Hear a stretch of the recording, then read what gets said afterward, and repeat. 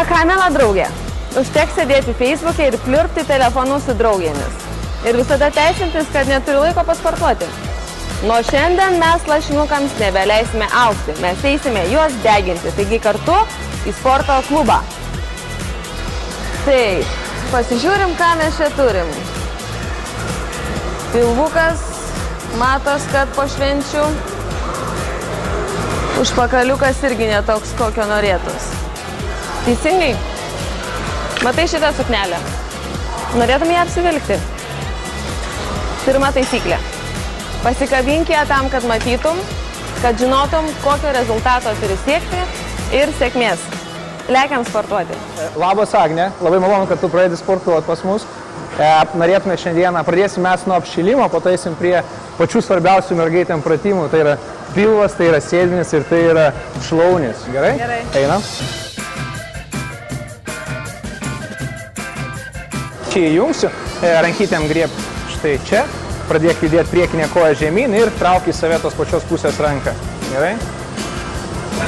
Matosi, kad judantį esi tikrai. Šaunuolė. Kvėpuok natūraliai, kvėpuok giliai. Gerai, ten pilvuką, pečius atpalaiduok ir šypsokis. Gerai?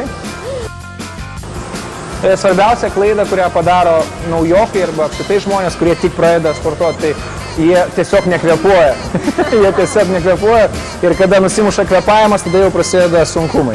Tai pratimas šlaunims, vienas universaliausių vėlgi treniruoklių.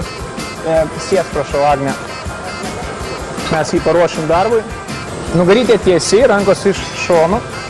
Dabar žiūrėk, kas yra svarbiausia, kai tu darysi atvedimą kojomis, pasistenk, kad kuo plačiau atvedi kojas, tuo stipriau įtempi sėdmenis.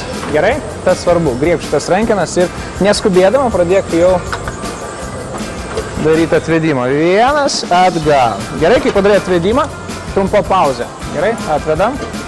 Pauzė. Hop, atgal. Gerai? Grįžtant nepadėk sparelių. Gerai? Davai, pabandom padaryti 15 pakartojimų.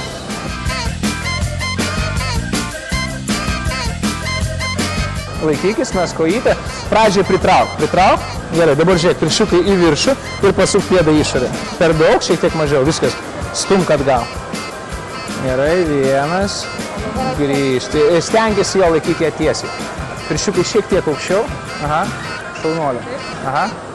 Viskas gerai. Kvėpuoji.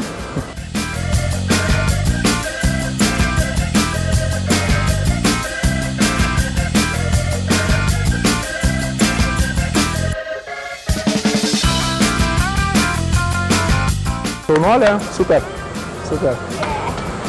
Čia vienas efektyviausių pratimų, Agne, lysk. Čia, gerai, lipti iš viršaus. Vėlgi, matosi, kad darius, ne? Dabar žiūrėk, ką reikia padaryti, pakelt krūtinę, nugara turi būti prispausta prie treniruoklio visiškai.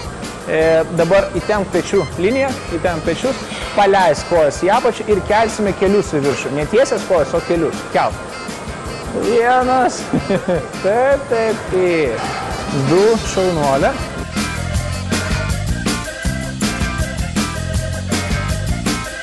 Dar vienas pratimas, kurį norėčiau tau parodyti, tai pratimas, kurį galima atlikti namuose ir be jokių problemų, tai bus susirietimai. Gerai?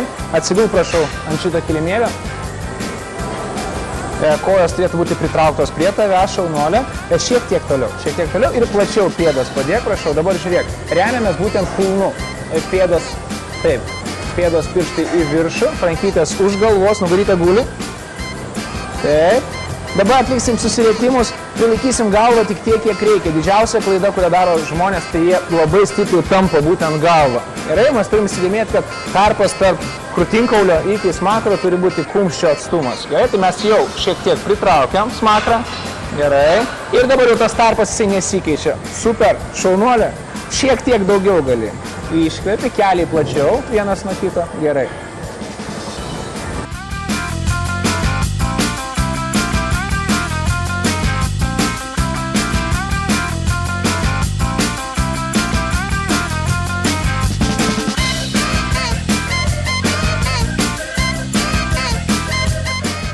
Mes matom, kad Agnė iš tikrųjų turi nemažai patirties sporto salėje, jinai puikiausiai daro visus pratimus, ką aš paprašiau bei rekomendavau. Žmonėms rekomenduoju visą laiką sportuoti nuo 3 iki 4 kartų per savaitę, priklausomai nuo to, kokia jo fizinė būklė yra. Ir nerekomenduoju iš karto pulti prie sunkiausio. Jeigu yra didelis viršsvoris, tai reikėtų pradėti nuo lengvesnio krūvio, netgi gal ir nuo baseino. Tau linkiu sėkmės, gerai, malonu matyti tokius sportiškus žmonės ir toliau judėk ir būk tokie, kokie esi.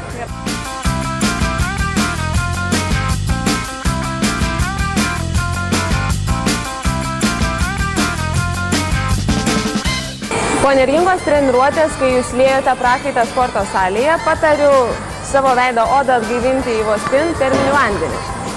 Nes kaip visos puikiai žinome, vanduo labai reikalingas mūsų odai.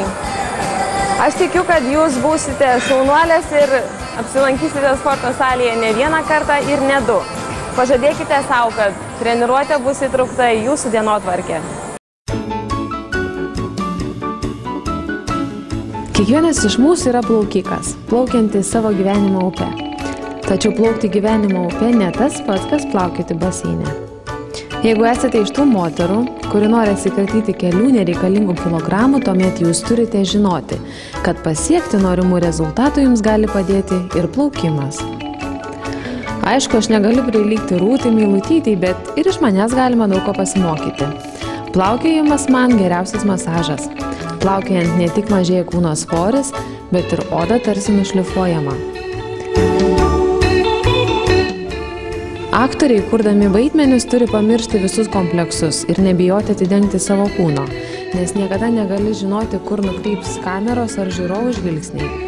Savo kūną turite mylėti, didžiuotis juo ir lepinti. Šiandien buvo tikrai labai aktyvi diena.